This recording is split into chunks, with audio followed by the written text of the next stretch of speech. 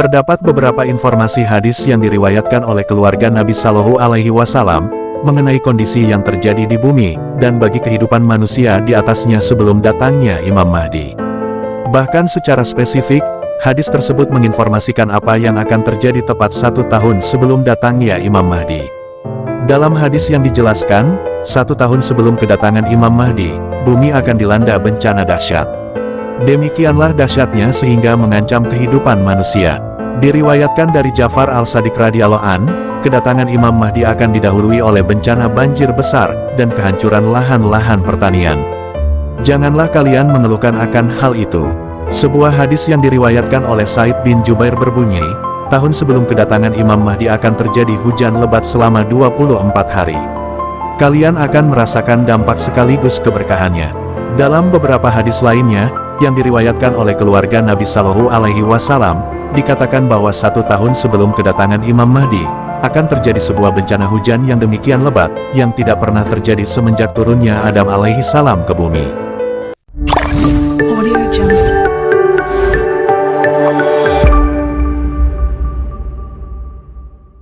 Bencana itu tepatnya akan terjadi sejak tanggal 20 Jumadil Awal sampai 10 Rajab. Ja'far al-Shadiq radhiyallahu an berkata, datangnya tahun kemenangan ditandai dengan meluapnya sungai Efrat, sampai membanjiri jalan-jalan di kota Kufah. Naim Hamad meriwayatkan dari Walid, Ja'far al-Shadiq radhiyallahu an berkata kepadaku, sebelum kedatangan Imam Mahdi, akan muncul bintang berekor dari arah timur yang akan menerangi penduduk bumi, dan cahayanya bagaikan bulan purnama. Dari Ka'ab al-Ahbar, mega merah akan muncul di langit, dan bintang akan muncul dari timur, dan cahayanya bagaikan bulan purnama, lalu menghilang. Berkata Syekh Al-Mufid radhiyallahu an, telah datang kepada kita hadis-hadis yang menyebutkan tanda-tanda kemunculan Imam Mahdi. Beberapa peristiwa terjadi sebelum kemunculannya. Di antaranya munculnya As-Sufyani, pembunuhan terhadap Al-Hasani, perseteruan antara Bani Abbas menyangkut sebuah kerajaan, gerhana matahari di pertengahan Ramadan, dan gerhana bulan di akhir bulan itu, pertempuran di Baida, antara Mekah dan Madinah, di timur dan di barat, matahari terhenti antara waktu zuhur hingga pertengahan asyar, terbit matahari dari barat, pembunuhan seorang tak berdosa di Kufah bersama 70 orang-orang soleh, dibunuhnya seorang keturunan Nabi Shallallahu Alaihi Wasallam di Ka'bah, antara Hajar Aswad dan makam Ibrahim, penghancuran tembok Masjid Kufah, muncul panji hitam dari Khurasan. Munculnya seorang pejuang dari Yaman, masuknya kekuatan barat ke negeri Mesir sampai menguasai negeri Syam, Palestina, Yordania, Syria, lalu muncullah bintang di timur yang terang laksana bulan tapi berbelok hampir saja bertemu kedua sisinya, bertabrakan. Lalu percikan merah terlihat di langit memenuhi seluruh ufuknya, api berkobar di timur dan terus terlihat dalam 3 hingga 7 hari, bangsa Mesir membunuh pemimpinnya, kehancuran negeri Syam dan pertikaian antara 3 kelompok di dalamnya. Masuknya Panji Kais dan Arab ke Mesir, Panji Kindah ke Khurasan. Meluapnya sungai Efrat hingga membanjiri jalanan kota Kufah. Munculnya 60 orang pendusta yang mengaku sebagai nabi. Munculnya 12 orang dari keturunan Ali bin Abi Thalib radhiyallahu an yang mengaku imam.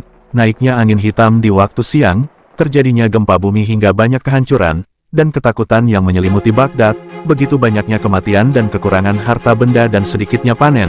Munculnya wabah belalang yang merusak pertanian, pertiakian antara orang Arab dan Ajam hingga terjadi pertumpahan darah, para budak menjadi pemimpin di negeri tuannya, munculnya seruan dari langit sampai seluruh penghuni bumi mendengarnya sesuai dengan bahasa masing-masing, sesosok wajah hingga dada tampak pada matahari hingga manusia dapat melihatnya, sebagian mayat bangkit dari kuburnya sampai saling berkenalan dan berkunjung satu sama lain. Petikan khutbah Sayyidina Ali bin Abi Thalib di Madinah. Kalian telah berkumpul dengan penguasa yang menyeru kepada kesesatan, dan kalian telah pula menghidupkan kebatilan, meninggalkan kebenaran. Kalian putuskan tali persaudaraan dengan ahli Badar padahal mereka dekat, sedangkan dengan para musuh Rasulullah yang padahal jauh itu, kalian ikat tali persaudaraan. Demi agamaku, seandainya apa yang ada pada tangan mereka telah lenyap, ujian telah diringankan, dan janji telah didekatkan, waktu telah berjalan, bintang yang berekor dari arah timur telah muncul, lalu bersinarlah bulan yang amat terang. Jika hal itu telah tiba, maka bergegaslah untuk bertobat.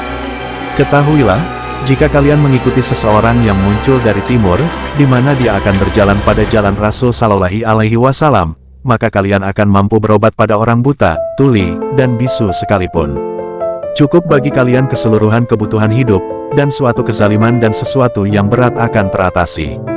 Allah tidak akan menjauhkan kecuali bagi mereka yang benar-benar dalam kezaliman dan enggan menerima kebenaran, dan yang selalu merampas dari sesuatu yang bukan haknya. Maka orang-orang yang zalim kelak akan tahu balasan dari semua itu.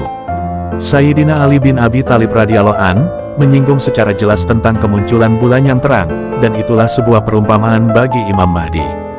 Dapat diperhatikan pula, dalam khutbahnya, beliau menyebutkan kemunculan bulan yang terang itu dengan didahului dengan bintang yang berekor, meteor. Menurut kami hal itu akan terjadi pada tahun 2014, bertepatan dengan 20 Jumadil Awal, sebagaimana yang telah dijelaskan sebelumnya.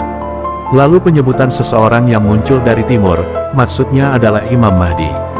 Beliau kelak berjalan di atas jalan yang dibawa oleh kakeknya, yaitu Rasulullah Shallallahu Alaihi Wasallam.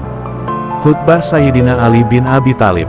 Sesungguhnya sudah tiba bagiku untuk pergi meninggalkan sesuatu yang dekat, dan bergerak menuju tempat yang jauh.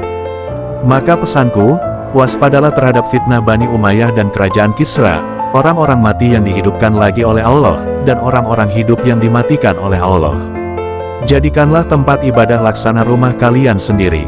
Berpeganglah pada kebenaran, perbanyaklah berzikir, besarkanlah nama Allah sebanyak mungkin. Sebuah kota akan dibangun di antara sungai Dajlah, Dujail, dan sungai Efrat. Seandainya saja kalian melihatnya, kota itu dilapisi batu marmer, ornamen emas dan perak, pintunya terbuat dari gading, granit dan kayu hitam. Di atasnya terbuat dari kayu jati, pinus, dan cemara. Gedung-gedung dibangun dan penguasa silih berganti, mulai dari Bani Syaisban hingga terdapat 24 penguasa setelahnya. Kemudian datanglah sang penegak keadilan. Wajahnya dapat dikenali bak purnama yang bercahaya di antara planet lainnya. Maka perhatikanlah 10 tanda kemunculannya. Yang pertama adalah bintang yang berekor, lalu terjadinya kekacauan dan kepanikan di antara penduduk bumi, dan di antara tanda-tanda kemunculannya adalah sesuatu yang aneh. Setelah semua itu, muncullah dari kami bulan yang bercahaya dan ditutup dengan kalimat tauhid.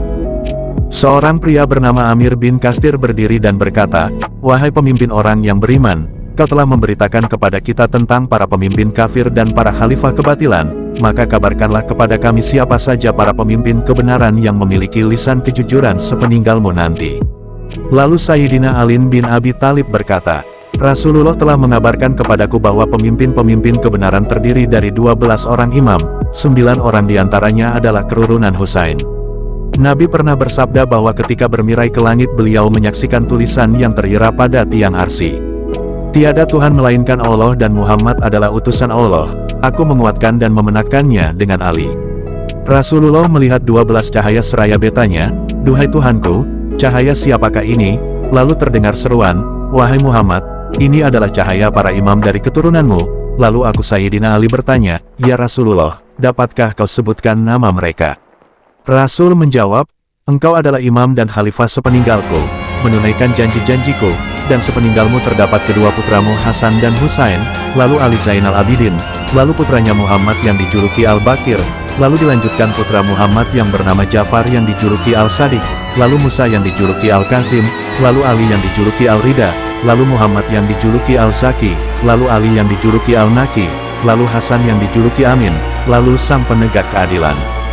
Dia adalah keturunan Husain, namanya seperti namaku, wajahnya yang paling mirip denganku, ia akan memenuhi dunia dengan keadilan setelah sebelumnya dipenuhi kezaliman."